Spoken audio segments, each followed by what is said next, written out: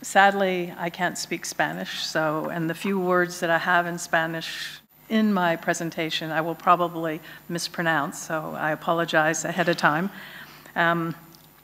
So I'd really like to thank everyone for coming out to celebrate the launch of my book, The Woman Who Changed Her Brain into Spanish, which is La Mujer que transformó su cerebro.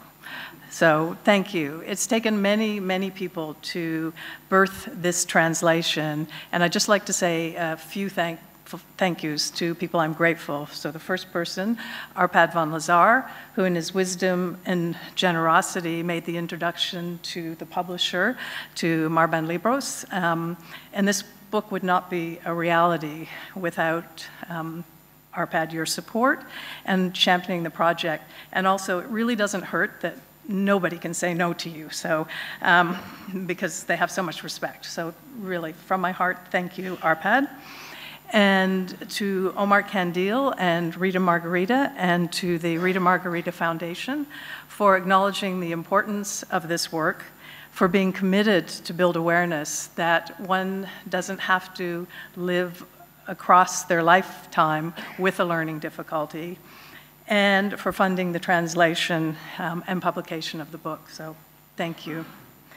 And for Nieves Segovia, a true visionary in the field of education, whose commitment and passion is really to fostering lifelong learning, which in her stewardship for the university and for the SEC International Schools, it is just so evident. I'm deeply grateful to your commitment and passion to hosting this event, for being such a strong and positive influence in changing the face of education, to making it an engaged process, a diverse process, and to really putting the learner as the center of that process. So thank you.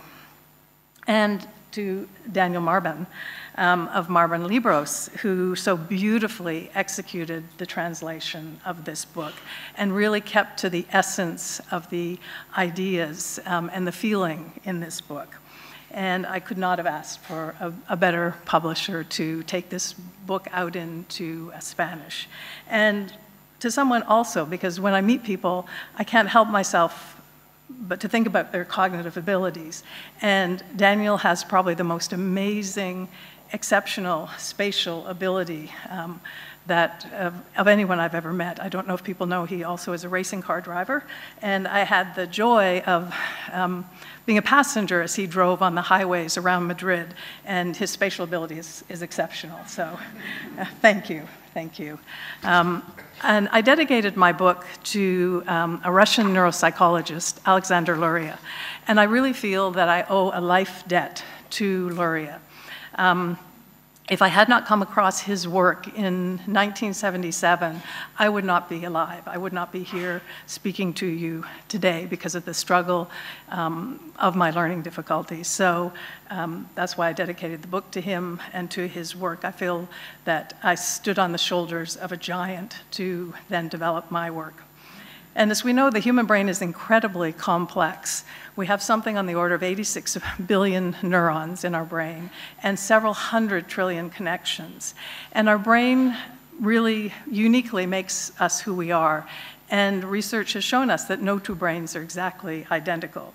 So we know that our brain shapes us in that it really filters our perceptions and our understanding of ourselves, of other people, of our world, and our relationship to that world. And to me, what is very exciting is this concept of neuroplasticity. So not only does our brain shape us, but if we can understand and utilize the principles of neuroplasticity, we can actually shape our brain. And that's what I wanted to talk about when I wrote this book, was my journey of discovery in terms of addressing my very, very severe and very crippling learning difficulties. So the book is both very personal, because it's my personal journey to find a solution to my difficulties, but it's also universal in that each and every one of us has a brain. We have our own strengths and weaknesses and our own cognitive profile. And I really believe that if we can understand not only our own cognitive profile, but that of others, we can have compassion, and we can have insight, and we can have understanding. I really am passionate about thinking about behavior through a cognitive lens, because how our brain is wired and structured really does drive and shape a lot of our behavior.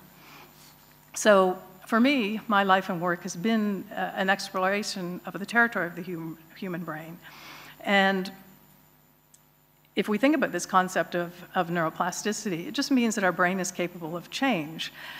We know that we can grow neurons, that we can increase dendrites, we can increase neurotransmitters, we can enhance neural connections, we can strengthen neural connections, we can weaken neural connections. And to me, what's really promising, especially as I'm getting older, is there's neuroplasticity across the lifespan. I've worked with people as young as 5 and as old as 81, and the 81-year-old made the same progress as a 15-year-old. So my story, though, begins many years ago. In 1951, I was born in Toronto in Canada, and I was born into a family of an educator and a social activist, that was my mother, and a scientist and an inventor, that was my father. And in grade 1, I remember very well, I started in 1957, and it was then that I discovered something was very wrong with how I understood the world. I struggled with learning how to read, I struggled with learning how to write, I struggled understanding mathematics and arithmetic, and I struggled with understanding language and comprehension. And in grade 1, my teacher told me that I had a mental block, that I was defective, and that I would never learn like other children. And to me, the message was very clear. I feel I was given a life sentence in grade 1. I was told that I needed to learn to live within my limitations. And this was the time, what I call the pre-neuroplastic paradigm, because the belief at that time was that your brain is fixed, it's not changeable. So if you have a learning difficulty, you need to just learn to accept it and work as hard as you can and do the best that you can. So if we imagine having a brain that's both capable and incapable at the same time, that's the experience of someone with a learning difficulty. Things that they can do with relative ease, and then things that, with the best will in the world, are incredibly difficult. And for me, growing up, my world was very confusing and very incomprehensible. I didn't know at that time that there were parts of my brain that weren't working the way they were designed. I couldn't understand relationships. I couldn't make connections between things. Something as simple as a fraction, because it's a relationship, a part to a whole, I couldn't understand. Language that was relational, so something is smaller or bigger, something is greater than, less than. I couldn't understand those relational concepts. I drew pictures in my notebooks to try to use my right hemisphere to draw diagrams to map language onto. I was 25, and I still could not read an analog clock. I couldn't tell time, because I couldn't understand the relationship of the hour hand to the minute hand. There was no cause and effect in my world. I didn't understand why things happened. I didn't have insight, because to have insight, you have to be able to connect information. I didn't understand jokes. There was no irony in my world. So I learned to laugh when other people did, because I didn't want to be left out. Logic didn't exist in my world. So I was very vulnerable to con artists, because one way you know you're being lied to or conned is you hear the logical inconsistencies in what someone is saying. There was no logic for me, so there were no logical inconsistencies. I got labeled in grade 1 as being stubborn and being rigid. And I truly was stubborn and rigid, but not from an emotional place. It was cognitive. I couldn't understand my world, so if I came to some limited understanding, I would hold on for dear life. And then if somebody said, think about this over here, I felt like it was an attack, because I'd have to let go of this to try to integrate the other piece of information, and that was so hard for me. Making decisions, comparing, contrasting, weighing alternatives would paralyze me. My world was like a series of puzzle pieces that never fit together, very fragmented. And eventually, that fragmented understanding of my world led to a very, very fragmented sense of myself. And that was one area that wasn't working. I had multiple learning difficulties. I couldn't register the location of sensation on the left side of my body. So it was like an alien being. My left side of my body would do things that I wasn't aware of. I learned very early that I had to watch this side of my body to stay safe. I could put my left hand on a hot burner on a stove, and my brain would tell me pain, but it wouldn't tell me that the pain was here. So I'd leave my hand on the stove. So I learned I had to watch what was going on. And my mother thought I would be dead by the age of 5 because I was so accident prone. And then I had another problem. I couldn't represent three-dimensional space in my head, so I would get lost all the time. Even in people's houses, I would get lost. I couldn't create maps. I couldn't create or interpret maps. Something as simple as crossing the street was terrifying, because when you cross the street, you create a mental map of where that car is relative to where you are. I couldn't do that. Things like geometry, geography, organic chemistry, anything that where you have to go from 2 dimensions to 3-dimensional representation, I couldn't do. Those words, some assembly required, would strike terror in my heart. So this was my life, struggling to make meaning, doing very poorly in school, being abysmal in sports. Imagine me on a sports team. If a ball came at me, I would run in the other direction. And I was socially isolated because I didn't understand relationships. And I felt incredible shame. I knew something was very deeply wrong, but I didn't understand what that was or what I could do about it. And what kept me going was an attitude that I learned from my father. He was passionate about creation and creating things. And he instilled in me this belief. He said, if there's a problem and there's no solution yet in the world, he said, it's your responsibility to go out and create a solution. And then he said, if conventional wisdom or the rest of the world tells you you can't do it, he said, don't let that stop you. You go out and do it. So I was driven by that belief to try to find a solution to my difficulties. I had no idea what that would be or exactly how to do it, but I was very driven. And the other thing my father taught me was to solve a problem, the first step is you really have to understand the nature of the problem. So I remember it very well. It was August of 1977 in Toronto. My life completely changed. Somebody handed me a book. And in that book, I met a mind like mine. The person in the book was a Russian soldier, Leo Vysotsky, and he'd been injured in World War II in a battle in Russia. A bullet had gone into a part of his brain.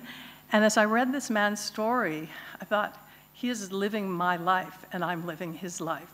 All the things that he couldn't do as a result of that wound, he could no longer tell time. He couldn't understand fractions. He couldn't understand relationships. He described meaning as being ephemeral, that it would just disappear into a fog or into a mist. I was using the same language in my journal. The book was The Man with the Shattered World, written by Alexander Luria. And Luria would describe what was going wrong in this person's brain as this soldier wrote his journal. So now I knew what my problem was. Something wasn't working right in my brain. I knew I didn't have a bullet in my brain, and that my problems had been there from birth. So now that I know what the problem is, what do I do about it? So the next line of research was Mark Rosenzweig. He was at Berkeley in California, and he was looking at this concept of neuroplasticity and working with rats, because they're a lot easier to work with than humans. And what he found was if rats had an enriched environment, stimulation, lots of toys to play with, that they became better learners. They learned mazes more quickly, more efficiently. And then what he did was he actually looked at their brains afterwards, and he found that the rats with that enrichment or stimulation, that their brains had changed physiologically and functionally. They'd actually increased in dendrites, more glia cells, and large capillaries. This was neuroplasticity in action. And I felt that if rats had neuroplasticity. Surely humans must have neuroplasticity. And so I was now 26, and I saw no future for myself because everything was such a struggle. But I thought if I could take the work of Luria, understanding that cognitive function, maybe I could create a task or an activity or an exercise that would work that function, like what Rosenzweig talked about. So I ended up creating 3 very different programs and exercises, and I talk about them in my book, because there were 3 different areas that each needed a different kind of exercise or activity. And it was very, very hard work. I had no idea if it would work, but I was desperate. And over time, hundreds and hundreds and hundreds of hours of doing these exercises, making them more complex to drive more stimulation, my world changed. And I realized that there was human neuroplasticity, because I could now do things after these exercises that I could never do before, with the best will in the world. And I worked 20 hours a day, 7 days a week, slept 4 hours a night just to get through school. So I knew about hard work. But now I could do things without having to put that kind of effort in. I could listen to conversations for the first time in my life, and I could understand as people were talking to me. I used to describe that I didn't live in real time. I lived in what I called lag time, or behind time. Because I would listen to a conversation, I would memorize it, because I had a very good auditory memory, and I would walk away like a tape recorder, and I'd play that conversation over and over and over again, and then finally say, I think maybe 2 hours later that's what the person meant, but that person hadn't waited for 2 hours for me to figure it out. Now I could listen to the person, I could understand as they were talking, I could make a comment that was appropriate and understand their comment back. It was so profound. For the first time in my life, I was part of human discourse. I could actually relate and interact and understand people. I could understand jokes. I no longer was vulnerable to con artists. I think I'm no longer rigid. Other people may feel differently. And I could tell time. I mean, I can now tell time. That wasn't the critical piece for me. It was really to change my ability to process and understand my world. And then that part of my body that was getting me into a lot of trouble, not knowing where the left side of my body was in space, because imagine if you're driving a car, and you don't know where the left side of that car is. So my car was banged and bruised just like my body was. So I addressed that problem, and now I can navigate in space. I'm not accident prone. I can actually play sports. And then the spatial reasoning, a different exercise. And now when I go places, I don't have to add in lost time. I used to always add in an extra hour anytime I went someplace because I knew I would get lost multiple times. I can read maps, and in fact, I prefer maps to GPS because I actually can rotate the map in my head and imagine where I'm going. And I can actually build IKEA furniture from the diagram. So I can go from that two-dimensional diagram into three-dimensional representation. So then this made me really curious. Obviously, not everybody had the same difficulties I had. So I started to work with people and to listen very deeply to their problems as they described them to me, and go back into Luria's work to try to understand what was causing them the difficulty. And so I went on to create more programs for different cognitive functions, from the capacity to read body language, nonverbal cues that are really critical for navigating social interactions, to visual memory that's critical for holding symbol patterns for reading or for spelling, facial recognition, so the person that can't recognize somebody's face, we've got a program for that. Auditory memory, the person that can't hold information when they hear it. To understanding numbers, quantification, numeracy, to learning motor plans necessary for writing. So a very broad range of different cognitive functions with programs to strengthen each of those. And I'm really very clear that the work I've created doesn't address everything that can impact and go wrong with learning. It's a subset of a very, very specific areas. And when I wrote this book, I wanted to chronicle stories from my 30-plus years of working with people, covering this range of problems. So each chapter talks about different cognitive functions and individuals, what it looks like if there is a difficulty, how you can put yourself into that person's experience to see what that might be like, and that what happens as there's cognitive transformation. And these problems don't end at the school door. As one parent said very accurately, school is just a metaphor for life. So to me, I've learned so much from all of the people that I've worked with. And this concept of, we have a concept of human error, or what I call cognitive mismatches. Again, if we can understand people's cognitive profile, we can maybe also understand some of the mistakes or difficulties people get into.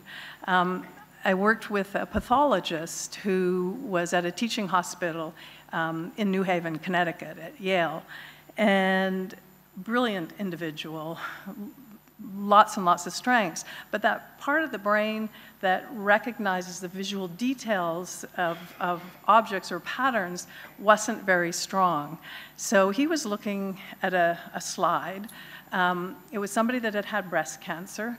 She had gone through chemotherapy and radiation, and now it was to determine, was she in remission? And he knew how important this was. So he looked really, really, really carefully, and he was really diligent. And he was just about to sign off that the person was in remission when his supervisor came and said, "Didn't you see these cells up here? This is cancer." And it wasn't that he hadn't seen them, he hadn't recognized them. So he came out of his program, we worked on that function, and now he can do that recognition. I had a pilot, anybody that flies, that had that auditory memory problem. And as he was flying into air traffic control space, his problem was he couldn't remember what the air traffic controller had told him. And so his strategy was to get the air traffic controller to repeat the instructions several times so he could remember them. My fear was if you're flying into Chicago O'Hare or, say, a busy airport in Europe, what if that air traffic controller can only say it once and he couldn't remember it?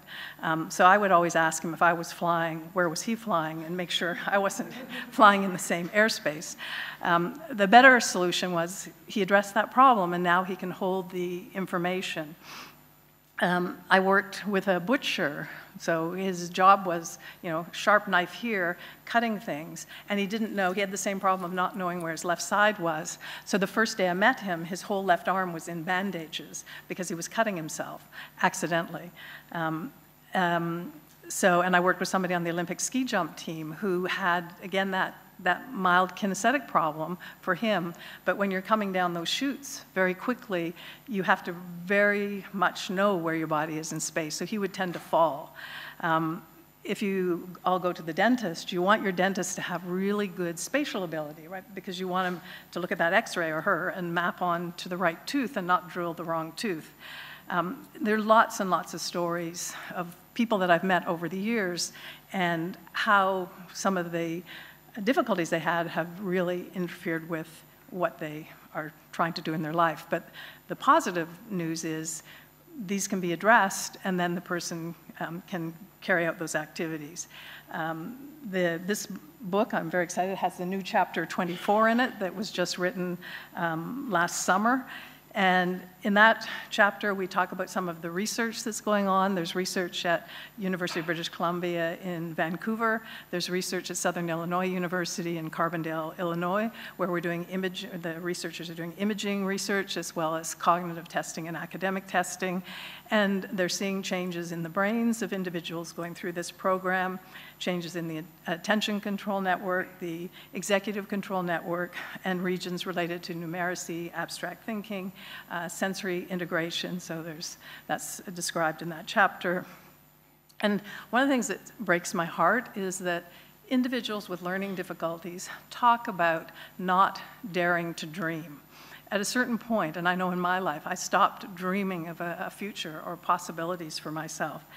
And a lot of the adults, because we work with adults as well, talk about how they feel their career was chosen for them.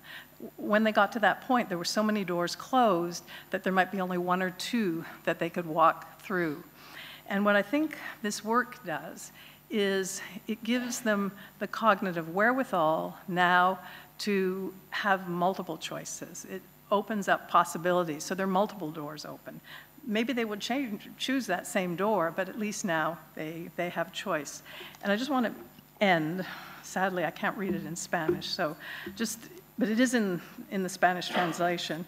This is my vision for this work, and I feel so grateful that this vision is being realized here in one of the SEC international schools and at the university, so thank you. So my vision is of a world in which no child ever struggles with a learning disability. No child is ever stigmatized as having one, and no child experiences the ongoing emotional pain of living with a learning disability. My vision is for all schools to become places where children can go to strengthen their brains so they can learn effectively and efficiently. Cognitive exercises using the principles of neuroplasticity will become an integral part of each school's curriculum. In this way, learning problems can be addressed early as part of regular curriculum, and students without cognitive deficits will all benefit from cognitive stimulation. That people with learning disabilities don't dare to dream breaks my heart. We now have the tools to address these problems, strengthen and rewire and improve their brains, and avoid a tremendous amount of needless suffering. I'm passionate about this work, about its ability to change and improve lives. My daily prayer is that this work, grounded in compassion, its integrity uncompromised, goes out into the world with ease and grace. So I thank you, and pleasure.